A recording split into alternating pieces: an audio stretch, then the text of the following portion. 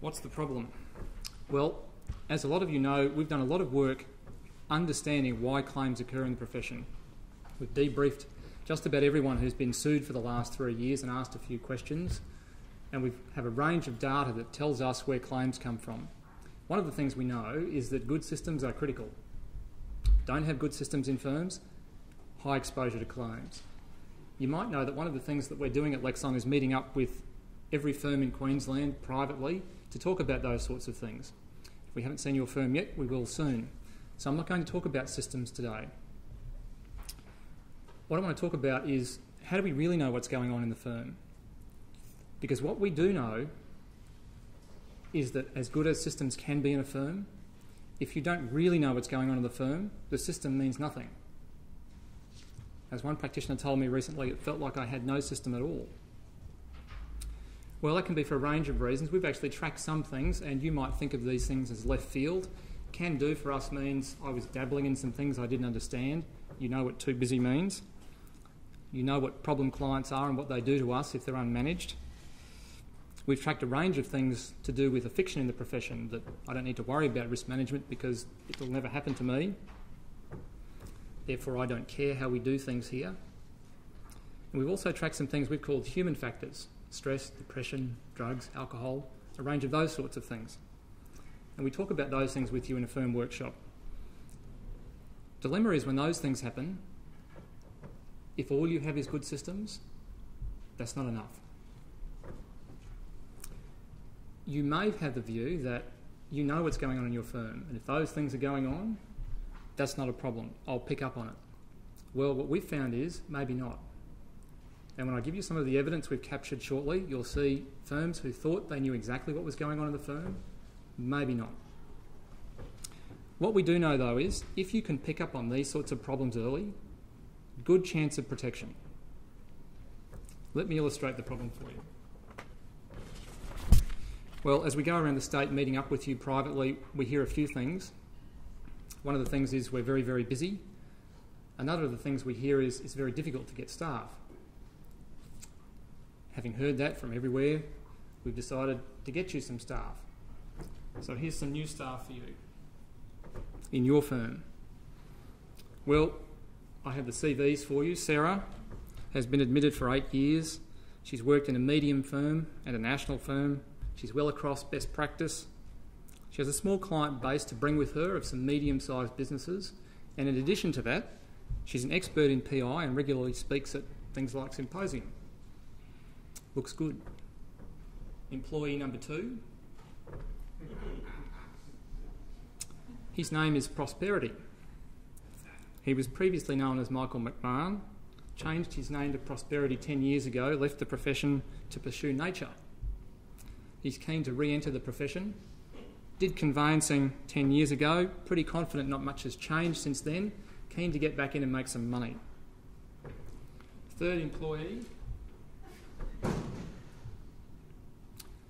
Simon was the head of a member services organisation in Queensland, and having achieved some goals in that organisation, realised he's missed the coalface and has decided to get back into the profession.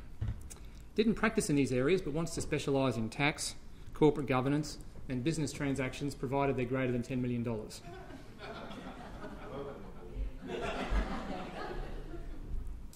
Well, what I know is that under the desks of one of these people are some time bombs. The question is, under which desk? How do you know? Well, skip ahead a year. Simon's gone on to become renowned for his specialist tax advice and was in fact recently poached by a London firm and now works purely in international transactions. Prosperity's cleaned up his act. He actually looks a lot like Giles now. Is that an improvement? He has 2 conveyancing clerks, supervises them very heavily, in control. Sarah, unfortunately, has had some difficulties in her marriage, to the point where threats were made against her by her spouse, leading to her car being destroyed in the car park of the firm.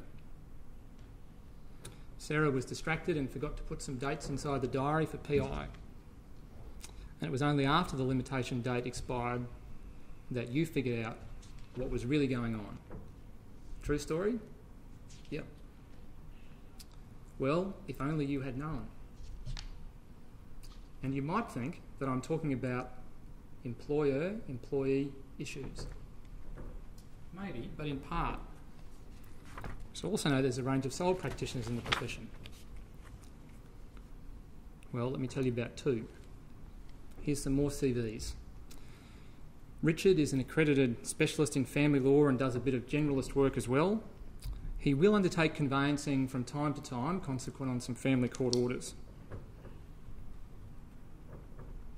One thing Richard demands from his PA is that his office must be neat. He's highly obsessive compulsive, like most of us, and likes all the ducks lined up all the time. Sole practitioner number one. Let me tell you about Vince. Vince specialises in $150 conveyancing. After all, searches are optional. And he loves it when he stumbles across a car crash. Over the years, he's made a lot of money from personal injury matters. Vince's office, he isn't so fussed on filing. After all, if I can't find it, no one can blame me for anything. Well, you may look in the mirror and see Richard. I hope none of you look in the mirror and see Vince. I'm worried about Peter Eardley, but the rest of you look fairly safe. If that's what you see in the mirror, then does that mean you don't need to be vigilant guarding against left field? Where is the problem? Well, Richard had an awful lot on. So much so that he couldn't keep up with it all. It was hard to find a good lawyer to hire, so he worked longer and longer hours. After all, I can't turn the work away, it comes in the door. Well, one of Richard's clients decided to buy a property after the family conference. Richard moved so quick, it was an easy matter, but he moved too quick and he missed the easement. He did notice, but only after settlement. And because he was obsessive compulsive, he decided the best place to put the file was behind the filing cabinet, rather than discuss the problem with his client or with his insurer. The file was eventually found when someone decided the right thing to do would be to build a swimming pool right across the easement.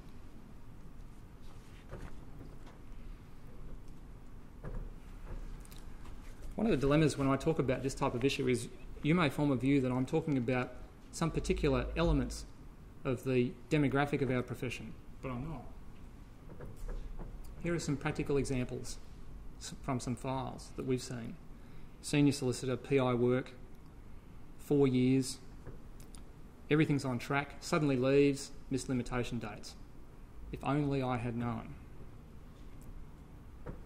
Conveyancing clerk, disgruntled, not paying attention, misses simplistic encumbrances on searches. 4 conveyancing claims. So you're sure I'm not talking about employer-employee? Sole practitioner. Lots on. To use his words to me, I lost the plot. Missed the limitation date, sued. We didn't hear about it. The only time we heard about it was when the plaintiff firm called us and said, we've got judgment, what would you like to do? Bad outcomes. What do we typically hear in those sorts of matters when we debrief people who get caught up in those types of problems? These are common things. Could never happen to me. I had good systems. As I said to you before, good systems, part of the solution to keeping your firm safe. The other part, something we'll talk about shortly. You may think you know what's going on in your practice. And often when I talk about this issue inside firms, a lot of people will say that. We sit very close, I know exactly what's going on with this person, but maybe not. One practitioner said to me, I trusted this practitioner more than anyone. More than anyone. That was where the problem was. Well, the last two here are the ones that feed into the solution and the topic for today. I never checked the actual file. And the title today, If Only I Had Known. Well, how can we know in advance of the problem? That's the question.